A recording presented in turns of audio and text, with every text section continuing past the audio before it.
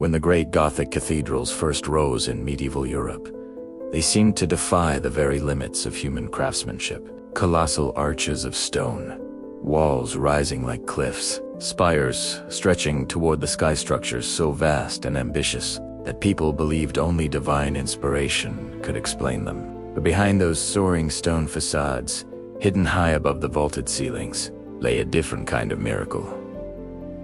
A skeleton of timber, wood, ordinary, organic, fragile wood that somehow resisted rot for centuries. 800 years later, many of these beams still sit where medieval hands first placed them, hardened, darkened, but astonishingly intact. And so the question has echoed through time. How did builders with no electricity, no chemicals, and no modern preservatives create wood that refused to die? The secret, as ancient as it is ingenious, wasn't simply the type of tree chosen, it was the method. A slow, attentive, deeply intentional process that modern builders rarely have the patience to replicate. Tobajin wheat medieval carpenters selected green oak freshly felled, rich in sap, high in tannins, exactly the kind of wood most builders today rush to dry or tree. But instead of cutting it into lumber and building immediately, they began a preservation technique that is almost unheard of today. Submersion seasoning. Massive logs were weighted and sunk into slow-moving rivers, ponds, or marsh channels. There they remained for months, sometimes years, resting beneath the surface as minerals seeped into the grain and tannins slowly leached out. Water replaced air inside the wood fibers, denying fungi and insects the conditions they needed to thrive. Over time, the wood absorbed tiny traces of calcium, silica, and other minerals carried by the water, transforming it from the inside out. By the time the logs were hauled back onto land, they had already begun their journey from organic timber to near stone material. But submersion was only the beginning. Timing mattered just as much as technique. Medieval carpenters felled their trees in winter, often around the new moon, when sap content was at its lowest and moisture levels minimal. They didn't understand microbiology, but they understood natureless sap meant fewer sugars, fewer microbes, and far less risk of early decay. Modern science, centuries later, confirmed what those craftsmen already knew. After being pulled from the water, the logs were never rushed into use. Instead, they were stacked in shaded barns, sheltered from sun and rain, and allowed to dry slowly, sometimes for years. This slow curing was essential. It prevented cracking, allowed resins and lignin inside the wood to harden fully, and stabilized the newly mineral-infused fibers. By the time carpenters finally began shaping the beams, they were working with timber, unlike anything we see to dead ends.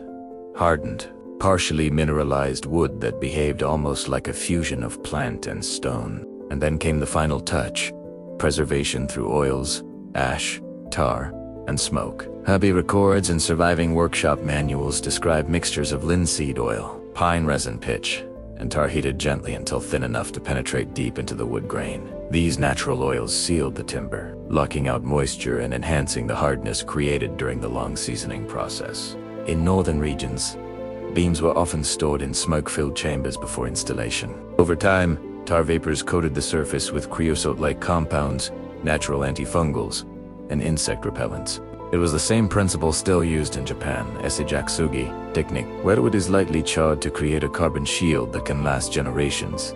Put together, winter felling, river submersion, slow curing, oil sealing, and smoke treatment, the result was lumber that behaved less like organic wood and more like something fossilized. It explains how the great roofs of Notre Dame Reims Cathedral and Westminster Abbey endured centuries of storms, humidity, temperature shifts, wars, and even partial fires without collapsing into dust. Today, most commercial lumber is cut, dried, treated, and shipped within weeks.